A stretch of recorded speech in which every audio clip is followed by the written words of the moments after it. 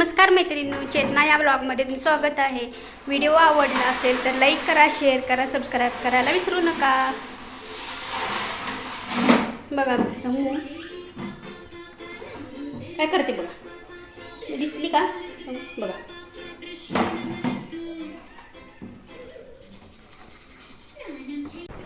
संध्याकाळी उठल्यावर सर्वात आधी घर झाडून घेतलं। घर स्वच्छ दिसलं की मनालाही खूप शांत वाटतं।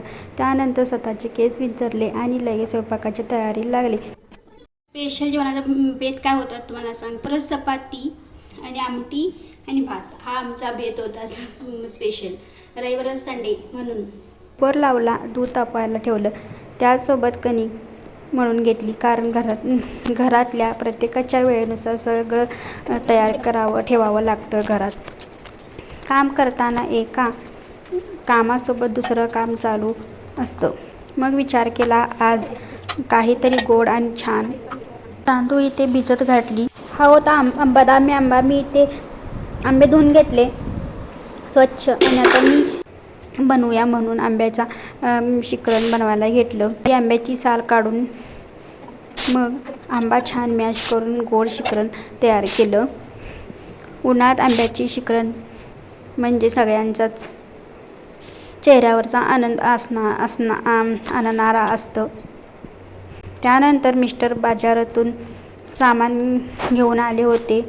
सगळं व्यवस्थित काढून काकडी, लिंबू, कढीपत्ता, दोडका, कोथिंबीर, गाजर, भोपळा सर्व आणले होते। फ्रीजमध्ये ठेवायला घेतलं।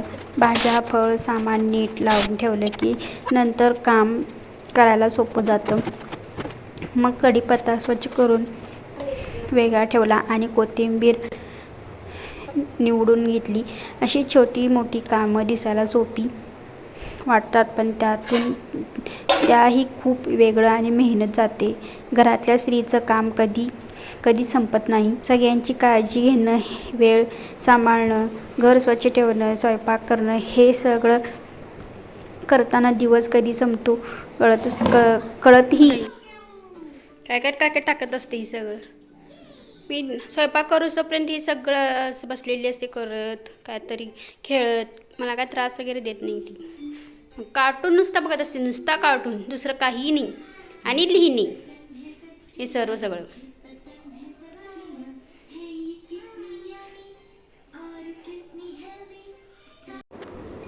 मी इथे गूळ कट करून घेतला। आमरसमध्ये घालण्यासाठी गूळ हा आरोग्यासाठी चांगला असतो। माझ्या मिस्टरांना खूप आवडतो आमरसमध्ये गूळ घातलेला। मी इथे गूळ बारीक करून घेतला। त्यानंतर मी चपाती लाटायला घेतली। दगडावरची चपाती मी बनवते डेली। पहाटे पाऊस पडलेला होता इथं बघा। इथे सगळं ओलं झालेलं आहे। इथं गार झालेलं आहे। थोडा आता ऊन पडलेलं आहे। दिसते का तुम्हाला कोणालाही?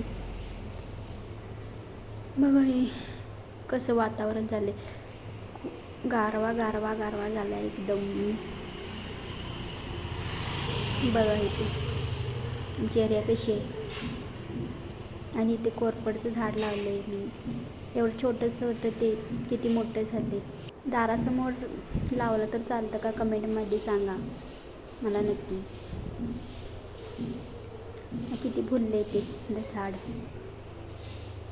मला एवढा आनंद होता आहे की एवढं मोठं झालं एक 6 महिन्याच्या आत।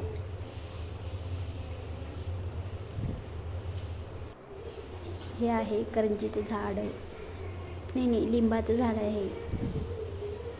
सगळे आमच्या इथे एरियामध्ये झाडे आहे भरपूर। हे आहे बघ करंजीचं झाड आहे म्हणून आमच्या इथं गारवा आहे, ऊन पण जाणवत। व्हिडिओ आवडला असेल लाईक करा, शेअर करा, सबस्क्राईब करायला विसरू नका। बघूया पुढच्या व्हिडिओमध्ये। Bye bye.